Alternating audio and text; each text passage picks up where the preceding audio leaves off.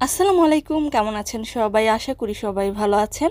যে যেখান থেকে এই ভিডিওটি দেখছেন সবাইকে শুভেচ্ছা জানাচ্ছি। আজকের ভিডিওতে জানিয়ে দিব কুয়েতের সর্বশেষ খবর। প্রথমেই জানিয়ে দিচ্ছি কুয়েত থেকে ডিপোর্ট বা নির্বাসন সম্পর্কিত আপডেট।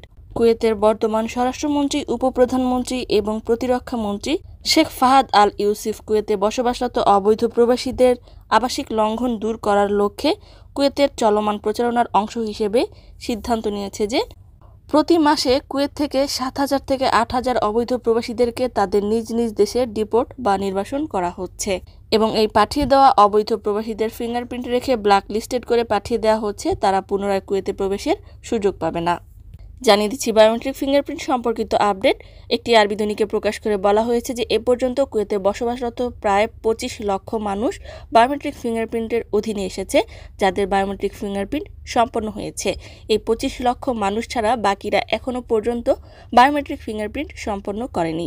উল্লেখ থাকে যে স্বরাষ্ট্র মন্ত্রণালয় দেওয়া নির্দেশনা অনুযায়ী কুয়েতি নাগরিকদের জন্য বায়োমেট্রিক ফিঙ্গারপ্রিন্ট সম্পন্ন করার জন্য 31 সেপ্টেম্বর 2024 সময়সীমা নির্ধারণ করে দেওয়া হয়েছে এবং প্রবাসীদের জন্য 30 ডিসেম্বর 2024 পর্যন্ত বায়োমেট্রিক ফিঙ্গারপ্রিন্টের সর্বশেষ সময়সীমা নির্ধারণ করে দেওয়া হয়েছে। মন্ত্রণালয় এ ব্যাপারে আরও জানিয়েছে যে এই সময়সীমার মধ্যেই বায়োমেট্রিক ফিঙ্গারপ্রিন্ট সম্পন্ন করতে হবে। তবে এই সময়ের পর বায়োমেট্রিক ফিঙ্গারের জন্য কোনো জরিমানা নির্ধারণ করবে কিনা সে ব্যাপারে কোনো তথ্য প্রকাশ করা হয়নি। অন্যদিকে কুয়েতের সিভিল সার্ভিস কমিশন থেকে একটি তথ্য প্রকাশ করে বলা হয়েছে যে পাবলিক সেক্টরের কর্মীরা রবিবারে বিভিন্ন স্টাফ বিভাগে তাদের উপস্থিতি পুনরায় নিশ্চিত করা শুরু করবে। সিভিল সার্ভিস কমিশন আরও ঘোষণা দিয়েছে বায়োমেট্রিক ফিঙ্গারপ্রিন্ট, ফেসিয়াল রিকগনিশন বা স্মার্টফোন অ্যাপস ব্যবহার করে প্রাথমিক ক্লক ইন হওয়ার 2 ঘন্টা পরে কর্মীদের তাদের উপস্থিতি পুনরায় নিশ্চিত করতে হবে।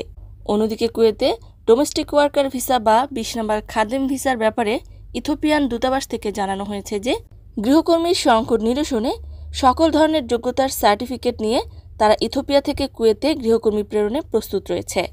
অন্যদিকে বাংলাদেশি কর্মীদের নতুন ভিসার ব্যাপারে মধ্যপ্রাচ্যের অন্যতম দেশ সৌদি আরব সুখবর জানিয়ে প্রকাশ করল যে বাংলাদেশি শ্রমিকদেরকে পুনরায় নতুন ভিসা প্রদান করা হচ্ছে। আজকের কুয়েতের সর্বশেষ কারেন্সি হলো কুয়েতি 1 দিনারে বাংলাদেশি 391 টাকা। সর্বশেষ গোল্ড প্রাইস হলো 1 গ্রাম 22 ক্যারেট স্বর্ণের দাম কুয়েতি 22 দিনার 426 পয়সা।